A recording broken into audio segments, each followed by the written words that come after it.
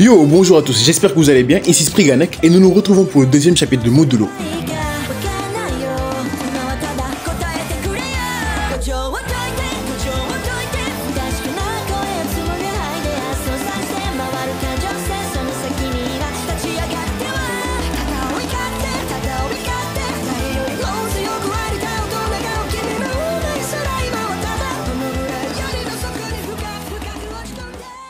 Alors, précédemment, on apprenait plusieurs choses. Premièrement, l'existence des aliens, plus particulièrement des Simuriens, parmi lesquels nous voyons de loin 2-3 spécimens, en plus de faire la connaissance de Maru. Ce dernier qui sera en contact avec nos personnages principaux qu'on a appris à découvrir, également la semaine dernière, Yuka et Tsurugi, qui sont tous les deux les petits-fils de Yuta et Maki, Okotsu et Zenin. Nous les avons découverts dans leur personnalité et dans les objectifs qu'ils partagent en partie.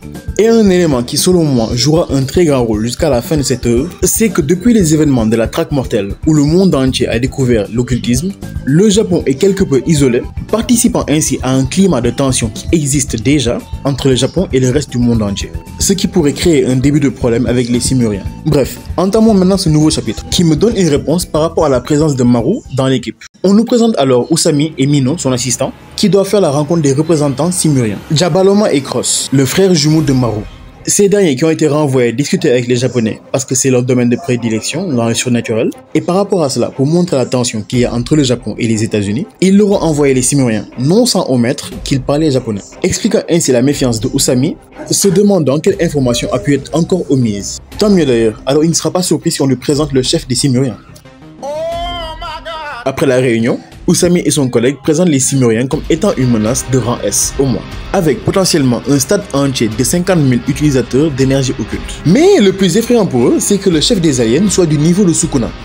Bon, aucun de vous n'a vécu Sukuna, donc je parle du fait que ce sont des ondis. C'est ainsi qu'ils se sont mis d'accord sur la présence de Maru, et aussi avec un couteau sur la gorge, parce que s'ils voulaient vous fumer, ils l'auraient fait.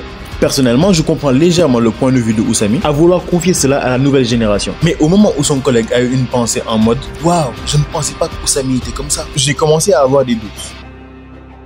On revient dans le présent avec nos personnages principaux qui eux aussi cherchent des informations par rapport à tout cela. Étant donné que Usami ne leur a rien dit, ils se voient tous les deux dans l'obligation de se tourner vers le brigand du premier chapitre. Ce type est d'ailleurs très intéressant, j'espère qu'on le verra bien plus tard, car à la fin, Tsurugi explique qu'il a sûrement un plan pour s'échapper. À travers leur discussion, sans perdre l'occasion de tacler Yuka, il leur fait comprendre qu'ils n'ont aucune raison de ne pas croire aux extraterrestres vu le milieu occulte dans lequel ils baignent chaque jour. Après leur avoir gravé ce fait-là dans leur tête, il leur donne tous les détails qu'on a eu au début du chapitre entre les États-Unis, les Simuriens et les Japonais. En temps normal, on ne ferait pas confiance à quelqu'un de ce genre. Mais étant donné qu'il avait l'intention d'arrêter son business à cause de la présence alien, c'est plus que suffisant pour Tsurugi de le croire. Il se rend donc, lui et sa sœur, au mont Kuriyama pour voir leur vaisseau spatial. Pendant la montée, on a encore une réaffirmation de leurs objectifs et 2-3 modifications de l'histoire par Yuta et Maki. Ils arrivent au sommet avec une nouvelle résolution dans les yeux, souhaitant devenir, lors de cette nouvelle ère, ce que Yuta et Maki étaient à leur époque. Voici la première interaction que nous avons entre Maru et son frère Cross. Maru, rempli de positivité, veut croire en l'humanité, tandis que son frère reste sceptique. D'instinct, on pourrait se dire qu'il a de mauvais desseins. Pour ma part, il a juste à cœur de protéger tout son peuple. Car si j'ai bien compris, ils sont venus sur Terre pour demander asile. Alors je me dis qu'il a dû se passer des choses qui ont dû faire qui ressemblent à ça aujourd'hui, donnant cette impression que c'est quelqu'un de mauvais. Parce que généralement quand on demande asile, c'est qu'il se passe quelque chose de violent. J'attends donc de voir comment ça va se passer. Un peu plus tard, Tsurugi ayant oublié son passe étudiant, il se voit donc obligé de changer de chemin. Pensant que c'est Maru, c'est ainsi qu'il rencontre Cross. Mais il ne sait pas encore. Quelques jours plus tard, ils ont une nouvelle mission. Chasser un requin dans la forêt. Pendant que Yuka recueille des informations chez les habitants, Tsurugi, qui l'a toujours en travers de la gorge, se voit faire équipe avec Maru. Il en profite alors pour vider son sac. Pensant à la phrase de l'autre brigand, il demande à Maru s'ils ne sont pas dans une invasion secrète. Ok. Ce n'est pas toi qui disais à ta sœur, on ne va pas demander à Maru si c'est un extraterrestre. Et là, tu es en train de lui demander dans le plus grand des calmes s'ils sont en train d'envahir la Terre secrètement.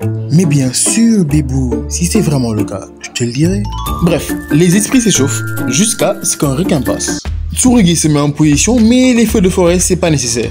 Ils se lancent tous les deux pour choper la bête, jusqu'à ce qu'ils se rendent compte que c'est un vieux type déguisé en requin.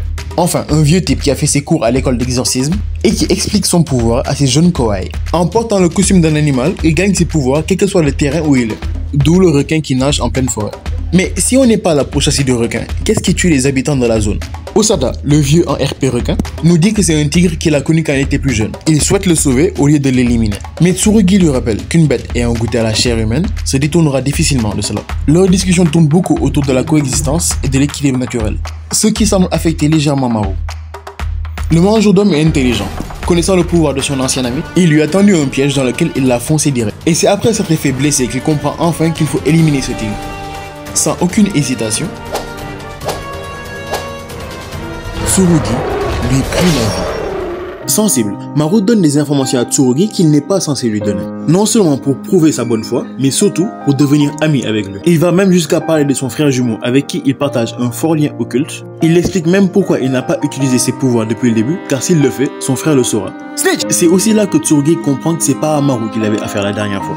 La fin du chapitre est très intéressante car Maru compare son peuple aux tigres qu'ils viennent d'éliminer. Car oui, si le tigre s'en est pris aux êtres humains, c'est parce que ces derniers ont bouleversé son écosystème. Car ils ont rasé une partie de la forêt pour installer des panneaux solaires.